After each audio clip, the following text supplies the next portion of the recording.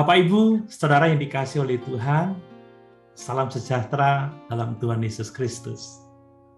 Sudah hampir 2 tahun kita hidup dalam masa pandemi COVID-19, sekalipun hari-hari ini sudah dibilang landai penyebarannya, kita tetap harus waspada dan jangan abai protokol kesehatan.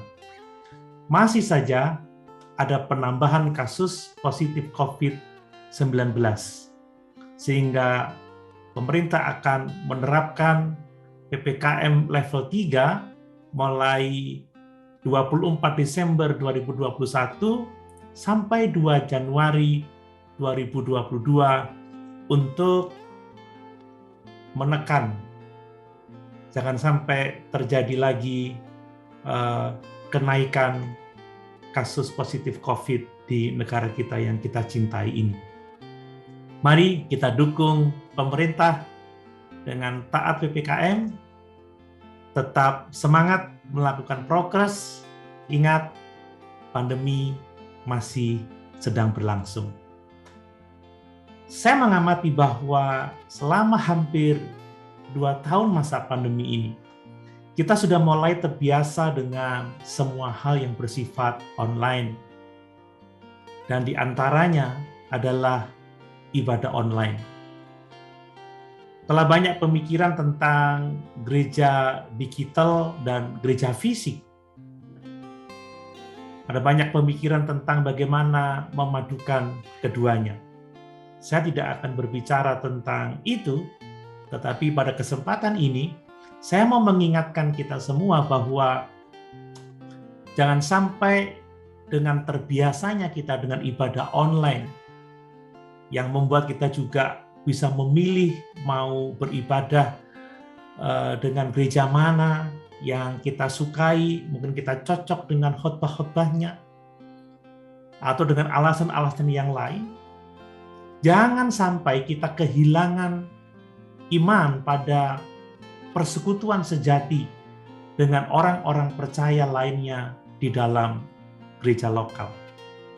Kita harus berusaha dengan bijaksana untuk terus membangun dan tetap bersekutu dengan orang-orang percaya lainnya dalam gereja lokal. Jangan sampai kita putus hubungan sama sekali dengan orang-orang percaya lainnya.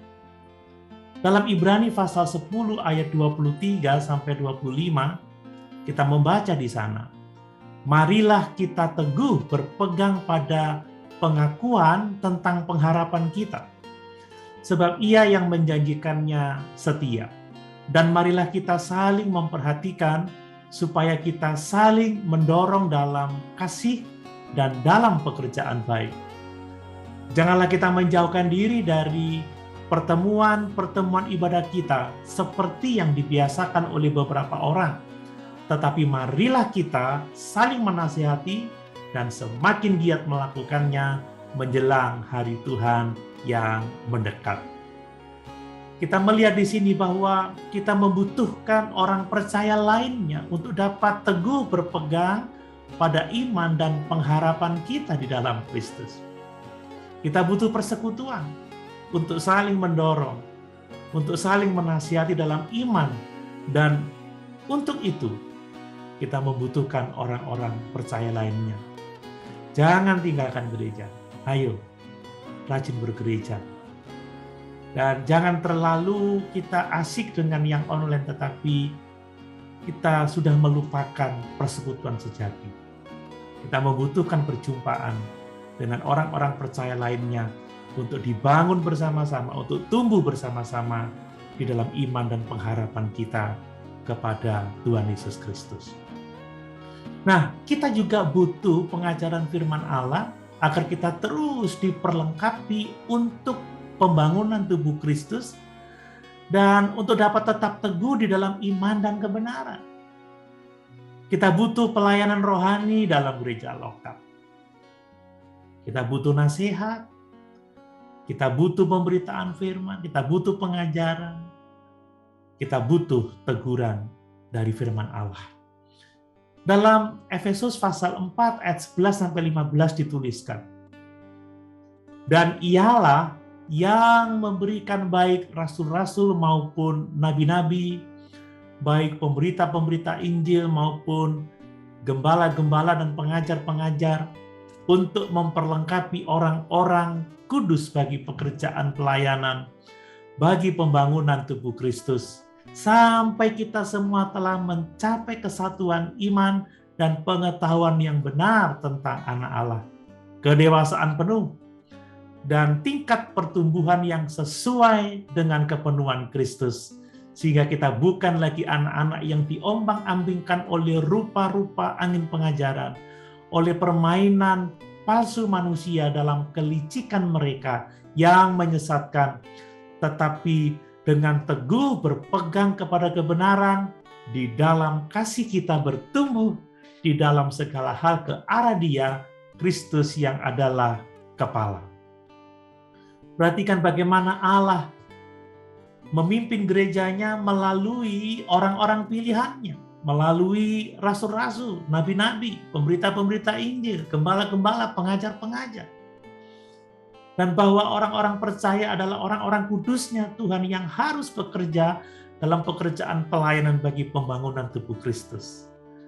Kita perlu diperlengkapi untuk pekerjaan pelayanan.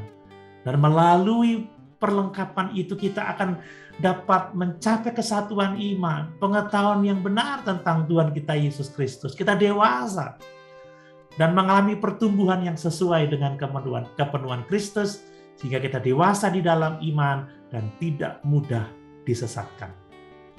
Hanya dengan kita bersekutu dan dengan kita diperlengkapi dengan benar, kita akan bertumbuh di dalam segala hal ke arah Kristus yang adalah kepala gereja.